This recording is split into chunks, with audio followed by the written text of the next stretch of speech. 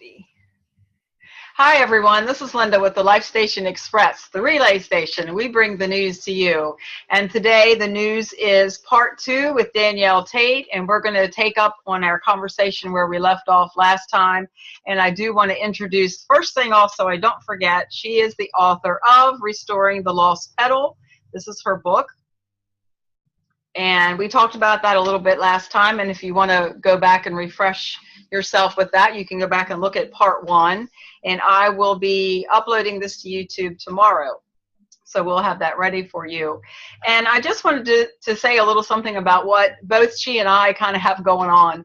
We are women that have busy, full lives. We work and we have kids and or grandchildren, and we have lives, and we have so many things. We have different irons in the fire, so to speak, and I really just admire Danielle. She has lots of irons in the fire, and they keep switching out a little bit here, and she could talk about that too. But what we are all about is bringing information to you, news to you, tips to you, help to you, and when we're helping other people, we're helping ourselves as well.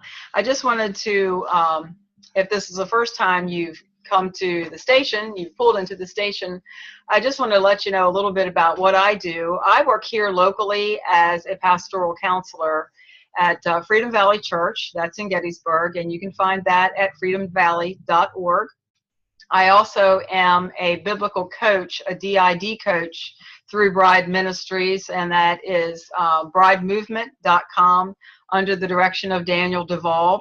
And we meet with and help survivors of satanic ritual abuse, and it's a very interesting place to be. It's a very, very interesting avenue that the Lord has taken me down, especially, and it's amazing when we can consider that we ourselves are able, through the Lord, to help someone else, and it's through him and through the power of the Holy Spirit that we see people healed and saved and delivered.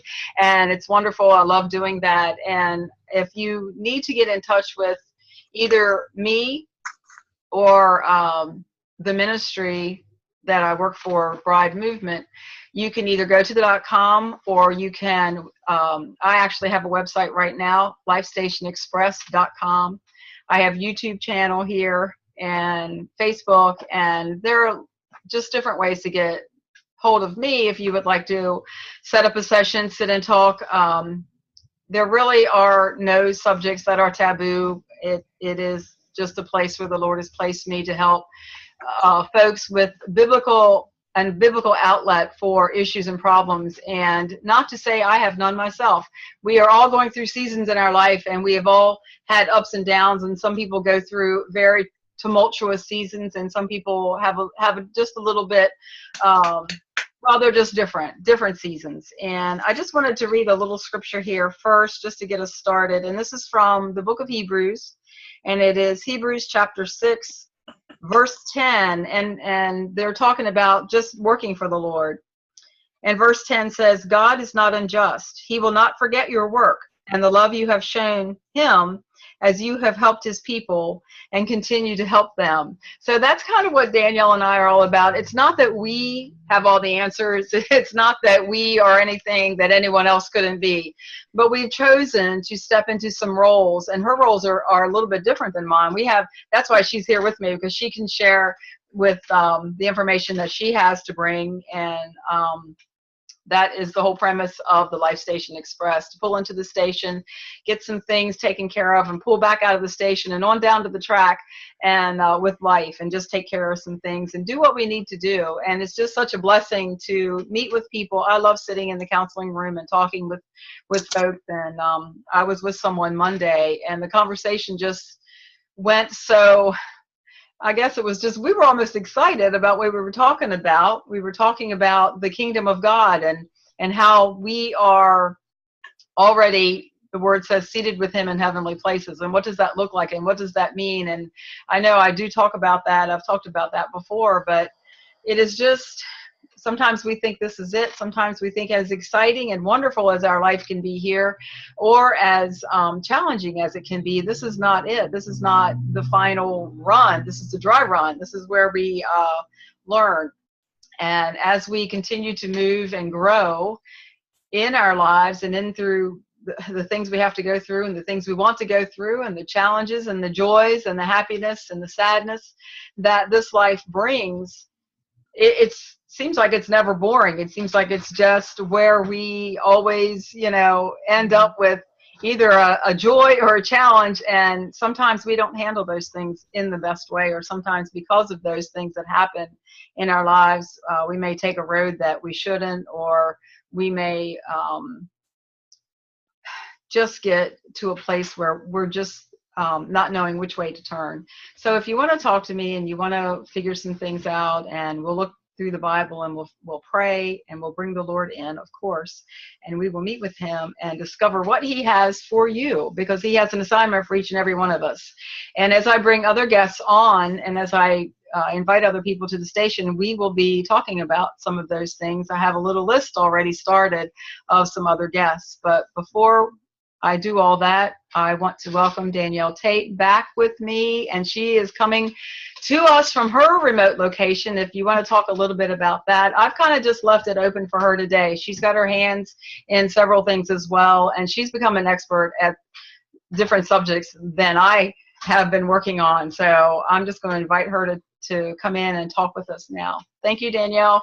Thank you. Thanks for having me back, Linda. You're welcome. Good to be here, and I'm excited to see what the Lord is doing with you and through your ministry. And yeah, this is this is something that you and I do have in common. And I love what you said, to see people saved, healed, and delivered. And that is much my passion too: saved, healed, delivered, but in a different sense. But definitely to see them saved and healed, and I say restored is what I want to see. And one of the themes woven in what the Lord has put his finger on in my life, and the things that I've been through and that I now share. And I want to piggyback what you said. You don't have to be an expert to teach someone else. And for a lot of years I thought, well, I can't talk about anything because, or I can't talk about this or can't talk about that because I went through it, or, I'm not perfect at it. Well, that's the whole reason you can talk about it. You have a message because you might have been through it. Now, not everybody has gone through what they preach or teach or train on, but when you've been through something, examine that and say, okay, Lord, now that I've learned this, how do you want me to teach others? And it might not be on a big platform. It might be on a small platform. It might be on a personal level, but I think there's always something that the Lord wants us to do with what we have been through, good or bad. So one of the other avenues of ministry. So I wrote the book, Restoring the Lost Petal. And of course that is about sexual integrity and, living lives that are pleasing to the Lord, and finding that healing if we haven't lived a life that we should have in the area of sexual integrity. And the other area that I feel people struggle a lot with, and it was a struggle for us, is finances. And so one of the other legs of the ministry is biblical stewardship. And I started out in life, high school, I had a part-time job. I grew up, money management meant pay the bills and put food on the table. That's what you did. And that's what I did. And everything else I spent. And then credit cards came along in my late teens and early 20s and got me into a whole mess of trouble. I filed bankruptcy in 2001. Actually, it was 2002 that it was dissolved, but I started the process in 2001 and met my husband. We made good money together. And same thing, he was taught you pay the bills, you put food on the table. In fact, when I met him, he didn't even have a checking account. He paid cash, or he gave his mom, if he couldn't pay cash to pay a bill, he gave his mom the money and she wrote a check. But he didn't even have a checking account. And we got ourselves into debt. We bought a house, we needed things, and then we just did stuff. It wasn't important stuff, it was nice stuff. We helped other people, good things. But yet we were putting it on credit cards. So we were doing a good thing by helping people, and, oh, well, so-and-so needs some money, let's just get it for them, or, let's take so-and-so out to dinner, they're having a bad day. But we were putting it on credit cards. And I found us suddenly with over $25,000 in credit card debt, plus a mortgage, plus a car payment, plus a couple lingering hospital bills here and there from different things. And I was pregnant, and I didn't want to go back to work. And it was like, okay, That's a challenge. there is no way I cannot work, because basically I was working to pay the debt. My husband was bringing in the money that we needed to live on, but I was paying the debts, which is really what it boiled down to. Except for our mortgage, I was carrying those other debts that we had. So we took a huge step of faith, because I'm not one to sign up online for stuff and pay money to do things. I get leery about that kind of stuff. But the Lord had led me to Crown Financial Ministries, and we started coaching, or we started with a coach through a program that's now called Envelopes. And back then it was called Money for Life. Now it's called Envelope. Same company, they just changed names, rebranded. And in 3 years, we were able to pay off that $25,000 in debt. We had 3 months savings established, and we were living on a budget every month instead of paycheck to paycheck. Now, I want to interrupt you because that sounds awesome. In 3 years, you did all that. In 3 years. Yeah. Most of us take our lifetime living in that cycle of debt pay, debt pay, debt pay. Mm-hmm. But you buckled down. Is that how you were able to do that? You were in agreement? Is that part of your story, that you and your husband just together said, this is what we need to do? Yeah, absolutely. Absolutely. It was hard at first. It was not an easy thing. And I'll tell you, if you're watching today and you're married, yes, it's possible to do it when you're not in agreement. And we'll get to the coaching aspect, but I've met with many, many clients whose spouses were not in agreement, either to start with or still aren't in agreement. And it's still doable, but there is something spiritually to be said about being in agreement, even if you both don't get it, even if you both don't really like, okay, yeah, we'll do it, but you do it, I don't want to be involved. But just the agreement to say, okay, yes, let us together do this. Because I'll be honest, my husband doesn't sit down in front of the computer. I do all of that part. He could care less about sitting in front of the computer, but he understands our goals, and he understands the purpose of why we manage our money the way we do. And that was huge in the beginning, because every month when we met with our coach, he faithfully sat with me for an hour. We had sessions at that time. We had hour-long sessions, and then they dropped to half-hour sessions. But he would sit for an hour and listen to my coach and I, and he would interject and he would ask questions. But we had to commit, and it was a huge sacrifice. I mean, we did a lot. We went out to eat. We didn't have any kids yet before this, and I bet we were going out 3-4 nights a week to eat, and taking somebody with us, friends or family or whatever. And we went away a lot. And it didn't mean that we had to stop doing everything we were doing. Okay. It meant we had to be strategic about how we were spending our money, and we had to make decisions. And I remember a defining moment when I realized that I had changed in my perspective about money. We used to go to a lot of NASCAR races. Still love them. We just don't go to as many anymore. And my husband said to my brother, we can't afford to do thus and such. We were going to go to a race, but he said, well, we can't afford to do that. And my brother, who's a bit younger than I am, and so kind of was in that, I know everything phase in life. And he's like, I thought you guys had budgeted, and I thought you guys knew how to spend your money. It doesn't seem like it's working if you don't have any. And at that moment, I realized, because I spoke up and said, it's not that we don't have money to do it. It's that we're choosing to spend our money differently. And it's that shift in perspective that we have to say, yes, I could go out to eat 5 times, or I could take that money and put it in the savings. You might not have money to do both, but you could choose what you want to do. Mm-hmm. And that's a big deal in perspective when you're trying to change the way you handle your finances. So we were in the program about 2.5, almost 3 years, and I became a coach about a year into. We were still working the program, and this goes back to what you were saying. You don't have to be an expert to teach somebody. My coach encouraged me to apply for a job, and so I applied to be a coach, and I'm on 5 years actually. June would be 5 years. Coaching. And the Lord is leading me in another direction now to grow my ministry. So I'm going to be phasing out of the actual coaching myself, doing the coaching. But I call myself an envelopes advocate. And I say that because so many Americans do not know how to properly handle their money. And there's such a spiritual element involved in how we handle our finances. And I see that with the clients that I've had over the last 5 years. When you commit to doing things the Lord's way, and the Lord has a way in which you're supposed to handle your finances.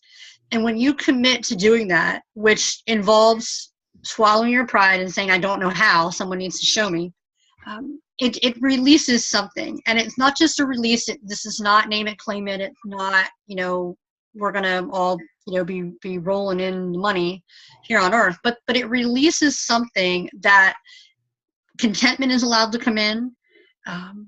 And yes, you may get money, you may get bonuses. I mean, I work with clients that make $300,000 a year, but when I start with them, they're no different than the guy making $30,000 a year that has no money at the end of the month. And you think, how is it possible to make $300,000 a year and not have any money? That's hard to get in here. Yeah, right, I can't. Because you don't know how to handle it. Yeah. And spending it, it's going out just as fast as it's coming in. But you can be content at $30,000 a year. You don't have to make, because I remember chasing that. If I just would get a raise, if my husband just gets a raise, maybe by next year we'll get a raise. And I was always chasing that when we have more money mentality. And I remember hearing that growing up, and it wasn't because we certainly did not live lavishly. We had a modest home, but there was always that debt cycle of, well, when we get more money, then we could pay that debt off. But then a new debt always came along. And I was looking up some statistics before we chatted, and the average household income is about $4,600 a month. Okay, so $4,600 is what you're bringing in a month. That's just an average. Yet only 4% of Americans have 1 to 2 months living expense saved. So most people don't even have $10,000 in the bank. And I say don't have, that's a lot of money to have saved. Yeah. Look at that in the reality. So if the average monthly income is $4,600, if you have $10,000 in the bank and you lost your job today, you would have enough money to get through 2 months. Think about that. That's not that long. We do not think like that, do we? We do not go there. We do not think like that. I know I haven't. Yeah. I know I haven't. Yeah. It's hard. It's hard. Yeah. And the thing is, you don't want to live in the negative and the what if I lose my job? Well, I've got to have money because I might lose my job. But we need to be prepared. And I tell my clients all the time, we can't put a price tag and name every emergency that's going to come up in life, because stuff happens that you're like, how? But things happen, and we need to have money saved for them. But because we don't have money saved, this is how the cycle gets started. We graduate high school or college, we get our own place, even if it's an apartment, we get our own place, and we start to work, and we buy stuff we need, and then we all of a sudden don't have money for something, and then we get a credit card, and then we charge it, and then, okay, we got to get that paid off. Oh, but then something else comes up, or even if you get it paid off and something else comes up, and there's always that cycle. Instead of saying, okay, and I challenge people to break that entire cycle. You don't have to go to college, but if you do, you don't have to leave college and go live on your own right away. Ask mom and dad, hey, when I graduate college, may I come home for a couple of years? Let's have a plan. I want to come home for a year. I want to work. I want to save my money. And then I want to get my own apartment, or then I want to buy a house. But we have this idea that we've got to graduate college, buy a house, get a car, dog, 2.5 kids, white picket fence. Yeah. And that price is so high because it's not just the monetary price. Yeah. It's the stress. It's the relationship price that you pay with your spouse when all you're doing is arguing about money. And when we can believe God for things, and I believe that we should believe God for things. I remember Joyce Meyer talking about believing God for the dish rags that she needed. Yes. And that is true. But when we're believing God to come through because we've put ourselves in a position of debt, it's like we've got that, it's that 1 foot in the world, 1 foot in heaven kind of thing, because we're still living the world's way, but we're trying to bring God into it instead of living God's financial plan for our lives. And yes, believing him for things. I mean, I'm saying, Lord, all the time, Lord, you're going to have to make it work. I mean, we have a budget, we have a savings, but I still will say, Lord, you're going to have to make this work. I trust that you will, but it's not because I'm trying to buy something that I don't need on a credit card that I shouldn't be buying it on. There's a whole different mentality there. But when we have money saved, it helps us to weather those emergencies in life and not have to go back into debt. And the people that I meet, the clients that I meet, have, like we did, started out the wrong way. They got the house, got the car, got the fence, got the dog, got a whole bunch of credit card debt, and then they got a clue and went, no, wait a minute, we can't live like this forever. This isn't sustainable. And so now they're working their way out of it. And it is very possible to work your way out of that. The average credit card debt right now in 2016 is about $16,000, a little over $16,000 is your average credit card debt. Wow. With an overall debt of 134. So that includes your mortgage, car payment, those types of debts. So most Americans are walking around with some debt, whether it's a house and credit cards or just credit cards, student loans. Mm-hmm.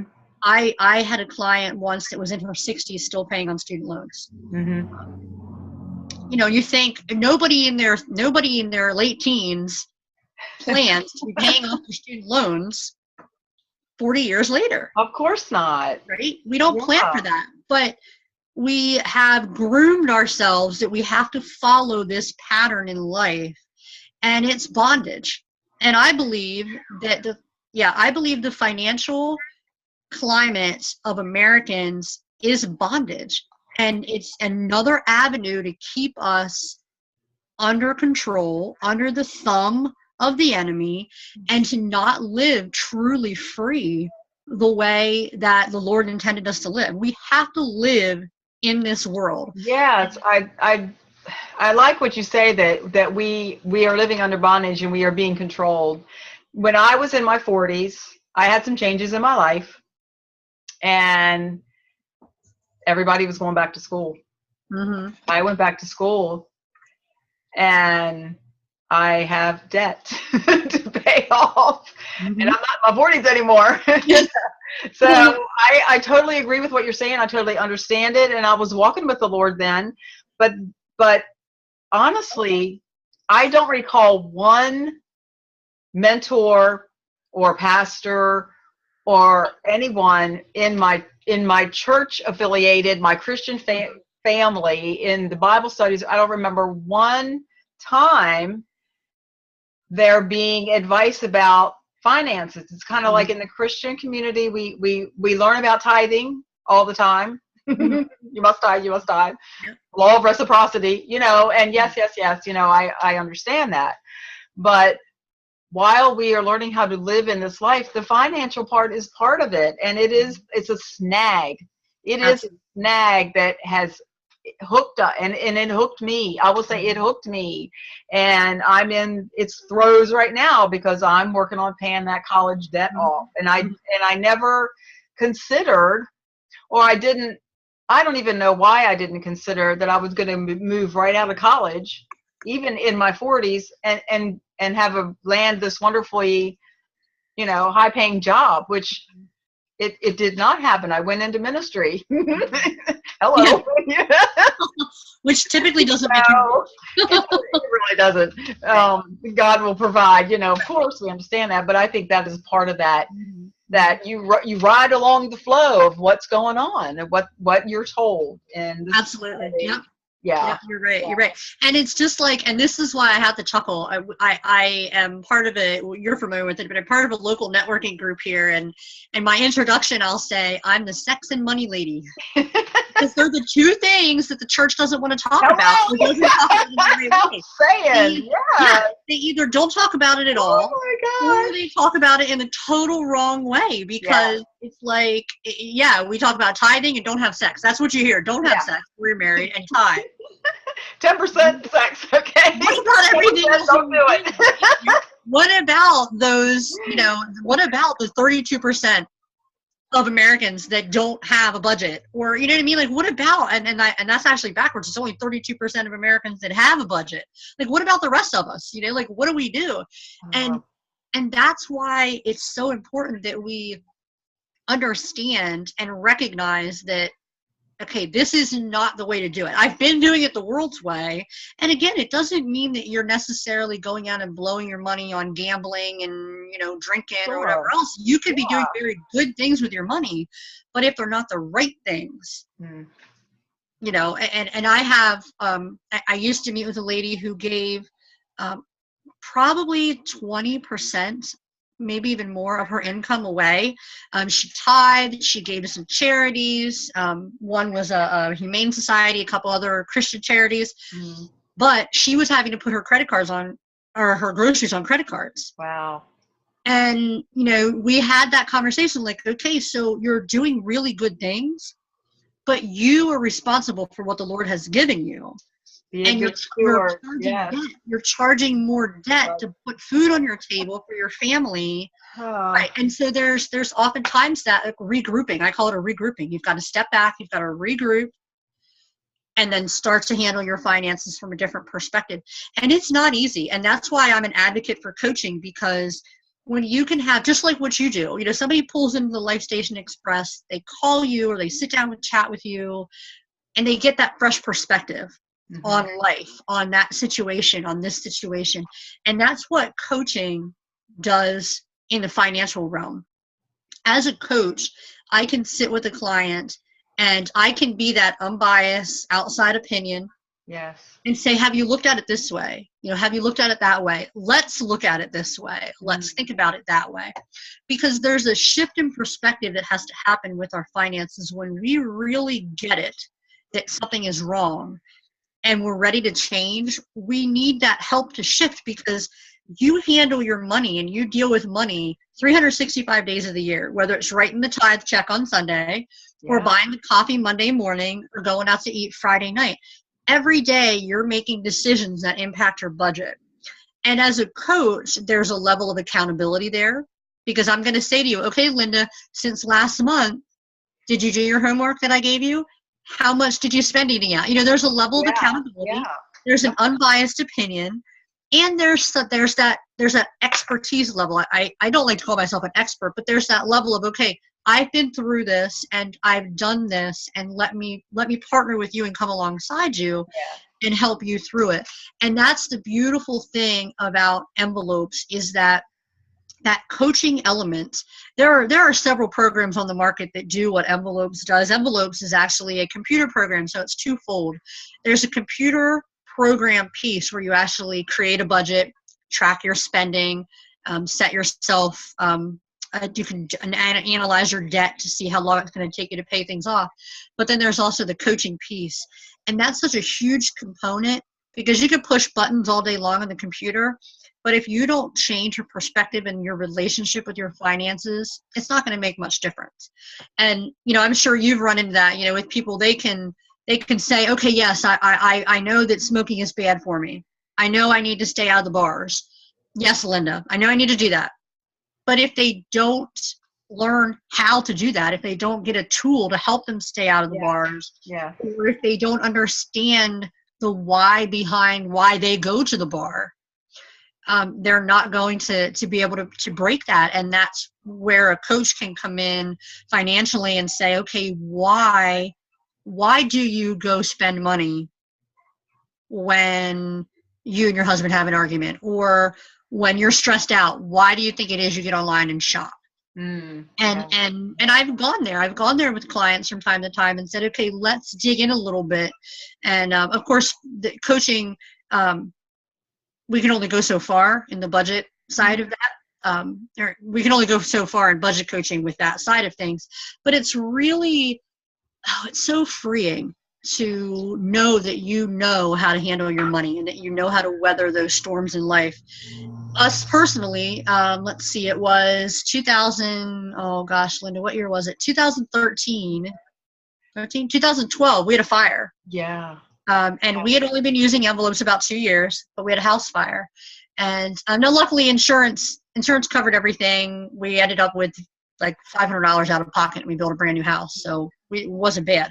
But I use that example all the time. In those first 3 or 4 days after that fire, we had all but nothing.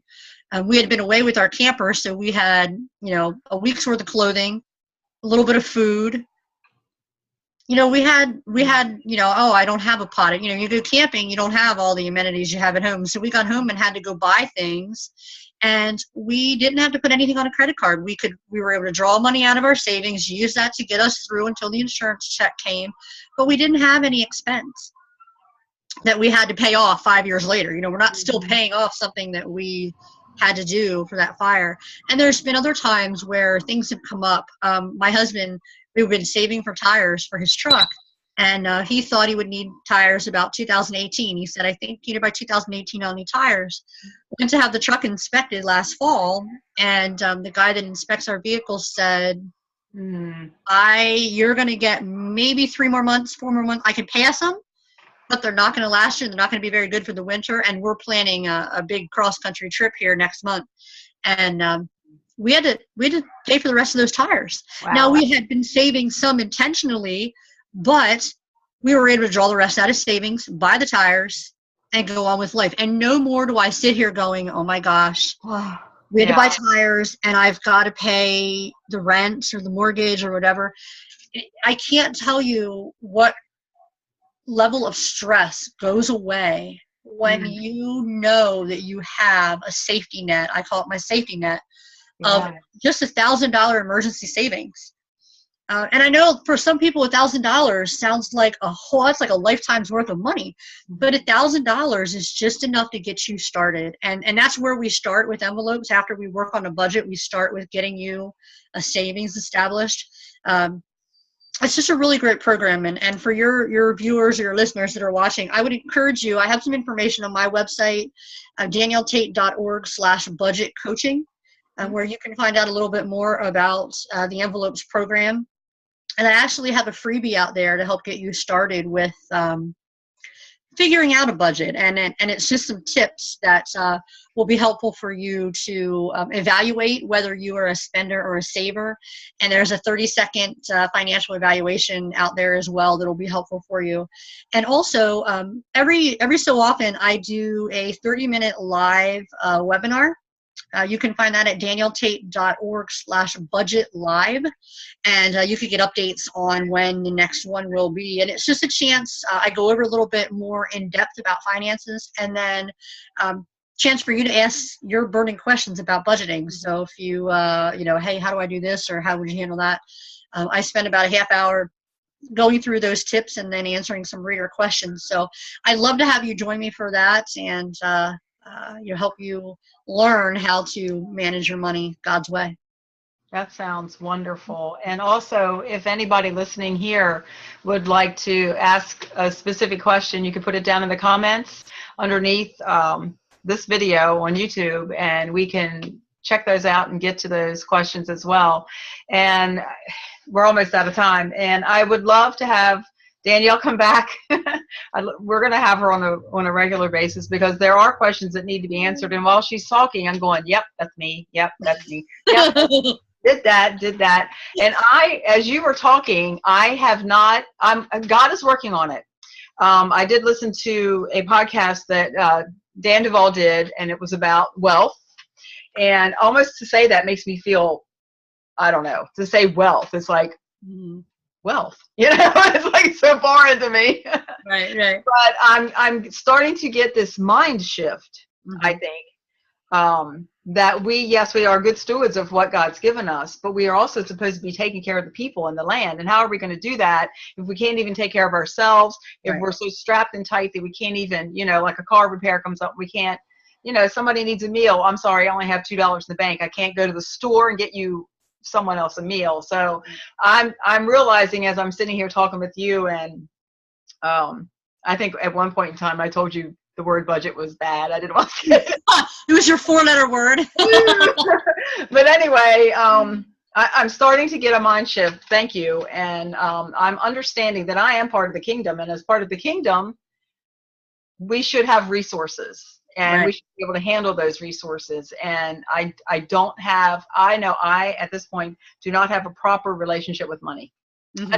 I just don't have a proper relationship. So I need to learn that. So I appreciate you, and when we get to talk with you again, we can get some of those questions answered. Maybe I'll have some myself, Absolutely. and it would be awesome. So I just want everyone to remember to watch again for Danielle to come back with us at the station. And this is Linda from the Life Station Express, the relay station. We bring the news to you, and today's news was finances, and budget is not a dirty word.